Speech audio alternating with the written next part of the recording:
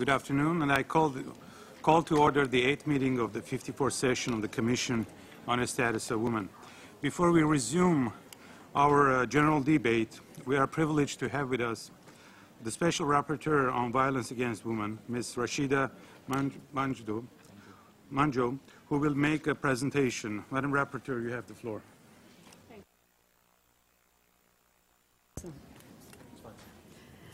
Mr. Chair, distinguished delegates, representatives of the United Nations and the NGO community, it is an honor for me to address the Commission on the Status of Women for the first time since my appointment in June of 2009 as a Special Rapporteur on Violence Against Women, its causes and consequences.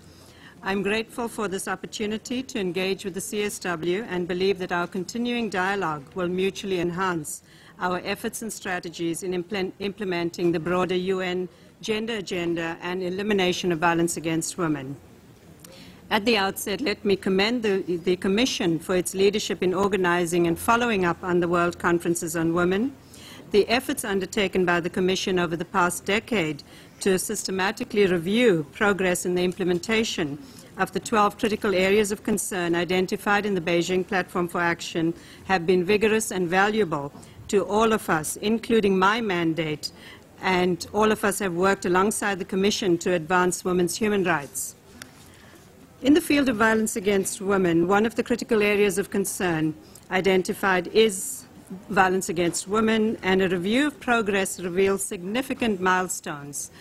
Part of also listening to contributions by government representatives over the past few days, we can see we have reached, we have achieved quite a bit. The regional reviews of implementation of the platform indicate that violence against women has been recognized as a key priority and has received considerable attention in all regions. A number of governments have adopted legislation to eliminate certain forms of violence against women. Other governments have strengthened existing legislation by taking into account the lessons learned in previous stages, as well as the need to combat new manifestations of violence. These developments have, in many instances, been supported by initiatives emanating from UN entities, including my mandate. Yet, important challenges remain.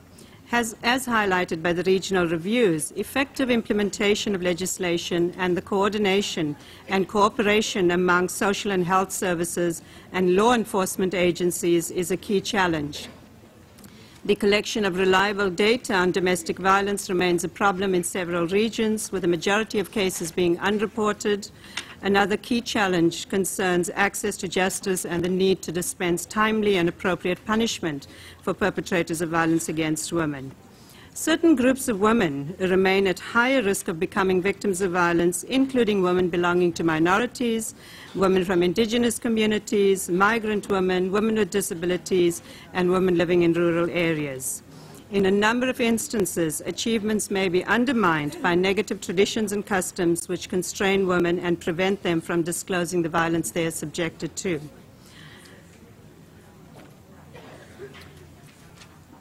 While noting the 10th anniversary of the Security Council Resolution 1325, I am encouraged by new developments in relation to violence against women in conflict situations, and in particular by the adoption of Security Council Resolution 1888 and the recent appointment of Ms. Margot Wallström as a Special Representative of the Secretary General on Sexual Violence in Conflict. I take this opportunity to congratulate her on this appointment and wish her success in the implementation of the mandate. Resolution 1888 also calls for my mandate to play a role in its implementation, specifically to contribute briefings and documentation on sexual violence in armed conflict to the Council. I look forward to coordinating and cooperating with the Special Representative in this regard. Similarly, as we move closer this year to the establishment of a new gender entity, I stand ready to engage with it constructively in the protection and promotion of women's rights. Mr. Chair, I'd like to take this opportunity to brief the Commission about the work that this mandate has carried out in the past year. Concerning thematic reports, in 2009, this mandate focused on the political economy of women's rights and its implications for violence against women, a topical subject in the context of the global economic and financial crisis. This analysis also provided an important contribution to advance our understanding of how the underlying political and economic structures of our societies affect women's rights and their vulnerability to violence. If we are to secure women's rights and their freedom from violence, it is imperative that we adopt an integrated human rights perspective that stresses the equal importance of civil and political rights, social, cultural, and economic rights. Unless women can develop their capabilities and achieve economic independence, the human rights they are promised will not be realized. This report, therefore, looks at the linkages between violence against women and women's access to particular economic and social rights, such as the right to housing, land, property, food, etc. I would like to express my deep conviction that our approach to understanding and responding to violence against women must be broadened to take account of the causes and consequences of violence, which are evident in women's poverty and labor exploitation, their socioeconomic inequality with men, and their exclusion from political decision-making. I stand ready to further this objective throughout my mandate. Mr. Chair, last year my predecessor presented to the Human Rights Council a study providing a comprehensive review of 15 years of the work of the UN Special Rapporteur on Violence Against Women, its causes and consequences. I mentioned the study again in the context to highlight the potential usefulness of the review in complementing an analysis of the Beijing +15 review. This year, my first thematic report will address the issue of reparations to women who have been subjected to violence. The issue of gender and reparations have received increased attention. However, conceptual and practical frameworks on reparations for victims of violence in different contexts, be it peacetime, conflict, or post-conflict situation, still needs to be consolidated and further developed. Mr. Chair, pursuant to Human Rights Council Resolution 1033, I contributed to the second joint report by 7 thematic special procedures on the situation in the Democratic Republic of Congo, which will be presented to the current session of the Human Rights Council in March of this year. In my review of the situation of violence against women in the country, I report with regret that limited progress has been made in implementing the recommendations of the previous joint report with regard to the protection of women's human rights and the promotion of gender equality. Violence against women remains rampant throughout the country, particularly in the East, where brutal sexual violence continues to be used as a weapon of war by all parties to the conflict. Laws and practices that discriminate against women remain in place and, along with impunity, remain a root cause of violence against women. Mr. Chair, concerning country visits, I will be submitting to the 14th session of the Human Rights Council in June of this year the reports on my official visit to Kyrgyzstan and my follow-up mission to El Salvador. I would like to take this opportunity to thank the governments of these countries for extending an invitation to my mandate. In November 2009, I visited Kyrgyzstan, where I met with both state and non-state actors. During the visit, some of the forms of violence identified included domestic violence, bride kidnapping, underage marriages, unregistered marriages, trafficking, polygamy, violence and discrimination against women based on sexual orientation and gender identity, and violence committed by law enforcement agents. Kyrgyzstan is party to numerous international instruments. Also, since 2002, the government has taken steps to integrate these international standards into the national legal system by adopting an impressive number of legislative and policy frameworks and corresponding action plans.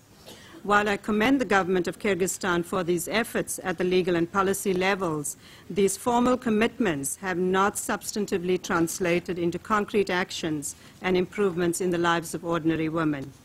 I am encouraged by the commitments expressed by the government to address many of these challenges, including through legal reforms in relation to unregistered religious marriages, criminal provisions on coercion into marriage, and improvements to the law on protection from domestic violence. Mr. Chair, from 17th to the 19th of March, I will undertake a follow-up country visit to El Salvador, which was last visited in 2004. This visit will be an opportunity to look into the current situation of violence in that country and review progress. Earlier requests for country visits were also made by this mandate to the governments of Uzbekistan, Turkmenistan, and Jordan. Recently, I have made requests for official country visits to Zimbabwe, Somalia, and the USA. It is my hope that such requests are favorably considered. Mr. Chair, according to the resolutions establishing and extending this mandate, I can seek and receive information on violence against women, including in the form of individual complaints or complaints with regard to particular issues of concern or systemic violations. The last communication report by this mandate includes 93 communications to 34 governments, 19 of which provided responses. So we have a response rate of just over 50%. This flexible and accessible mechanism has already proven to be a valuable complement to other mechanisms such as those available under treaty bodies. More educative work is needed on this aspect of my mandate. As noted by the previous Special Rapporteur on violence against women, the challenges of a lack of resources does impact negatively on the efficacy of my work. Mr. Chair, holding regular regional consultations with civil society has become a distinctive and important feature of this mandate. I am committed to continue and to strengthen this practice, including by consolidating annual regional consultations in some regions, as well as expanding them to other regions. As such, during my first year as Special Rapporteur, my mandate has already participated in 3 regional consultations, one in the Asia-Pacific region, one in Africa and Zambia in January of this year, and next week I will be in El Salvador for a Central American and Caribbean regional consultation meeting. Through these consultations with civil society, I have had the opportunity to witness firsthand the wealth of expertise that exists within civil society on a wide variety of gender-related issues in these regions, and to appreciate the immense contribution that they can make to this mandate.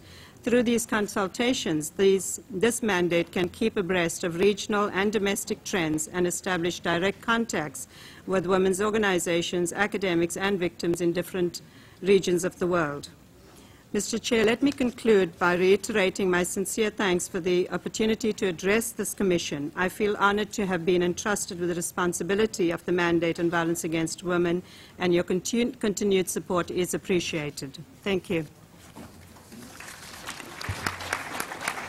Thank you, Madam Special Rapporteur.